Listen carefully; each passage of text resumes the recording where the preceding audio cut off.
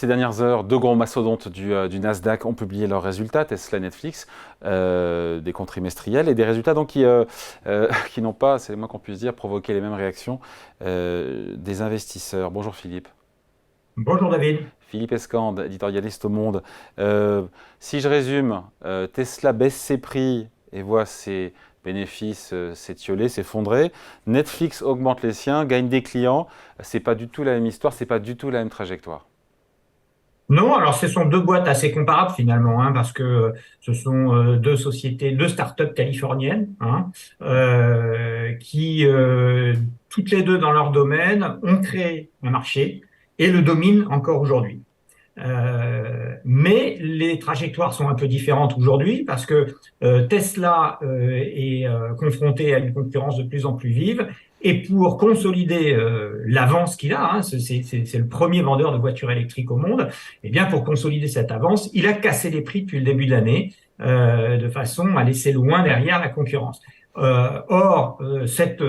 Ces prix plus bas combinés avec des problèmes industriels de production, ont fait qu'il a vendu au dernier trimestre moins de voitures que ce qu'il avait vendu le trimestre précédent, ce qui lui était pas arrivé depuis très très longtemps. Et effectivement, d'un autre côté, toute sa marge opérationnelle, les bénéfices qu'il fait, se sont étiolés de façon très importante. Alors évidemment, la bourse a pas tellement aimé parce que on commence à voir que la domination de Tesla est attaquée, que sa stratégie d'avoir cassé les prix a été bonne sur le plan des ventes, puisque ça a vraiment propulsé les ventes, mais en revanche, que ça a beaucoup atteint effectivement ses résultats financiers. Donc, on est à un moment un petit peu de bascule. Alors, dans le cas de Netflix, on est aussi pas très loin de la bascule, mais pour l'instant, ça se passe beaucoup mieux puisque Netflix a fait le pari un peu fou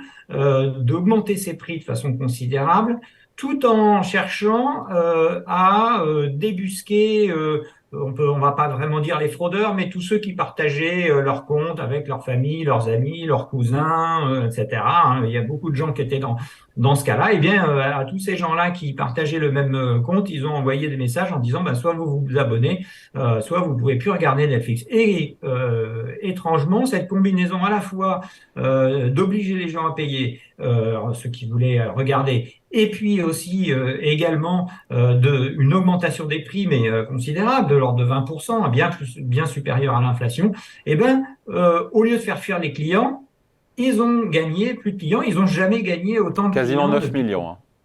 Ouais, 9 millions de clients.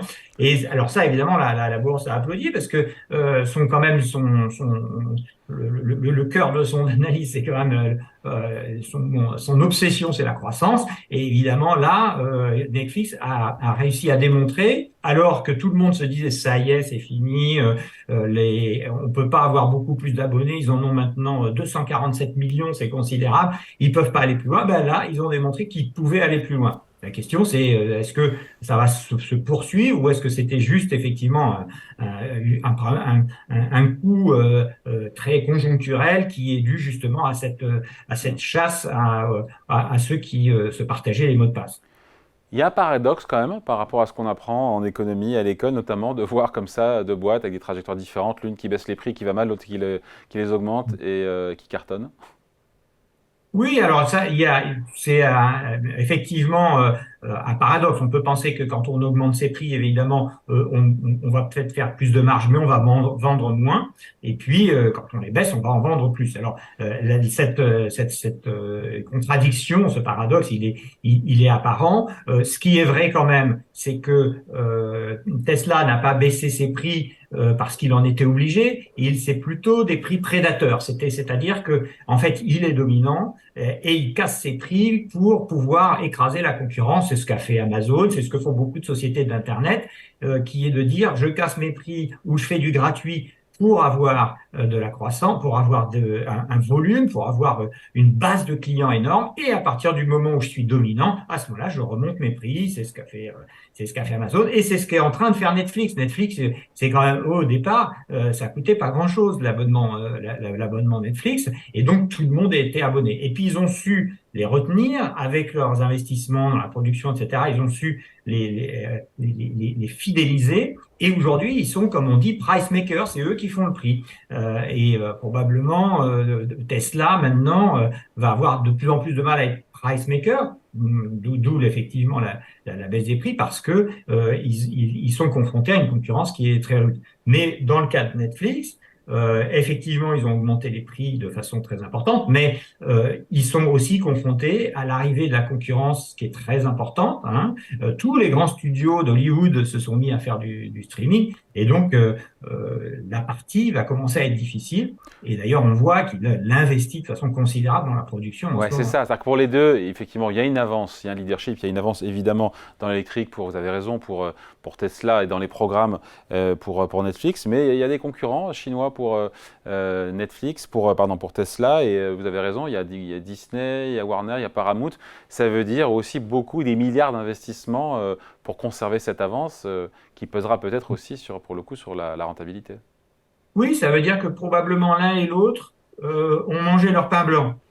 C'est-à-dire que tout le monde a dit que Tesla avait 2 ans d'avance par rapport à 2 ou 3 ans d'avance par rapport à la concurrence. C'est vrai, par rapport aux constructeurs européens qui savent pas faire des logiciels, par exemple. Bon, ben suivre le premier classe ça a été très très difficile. Mais il y a les Chinois qui arrivent, qui ont à peu près les mêmes compétences. On pense à BYD, hein, qui vend à peu près autant de voitures électriques que Tesla maintenant, et à des coûts qui sont extrêmement compétitifs. Donc, il est plus tout seul. Et puis, les Européens, on imagine qu'ils vont apprendre aussi, et donc ça va progresser de façon extrêmement forte. Donc, cette période dorée, elle s'achève un peu. Et puis, dans le cas de Netflix, évidemment, là, ils ont annoncé qu'ils allaient dépenser 13 milliards de dépenses cette année, essentiellement dans la production. Ils vont en dépenser en 14 milliards l'année prochaine. Donc, tout ça, on comprend bien que c'est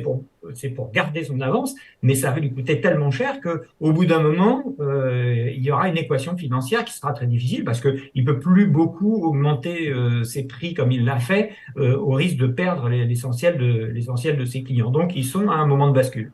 Allez, décryptage, merci beaucoup. Décryptage signé Philippe Escande, éditorialiste au Monde. Merci Philippe et bon week-end. Merci David.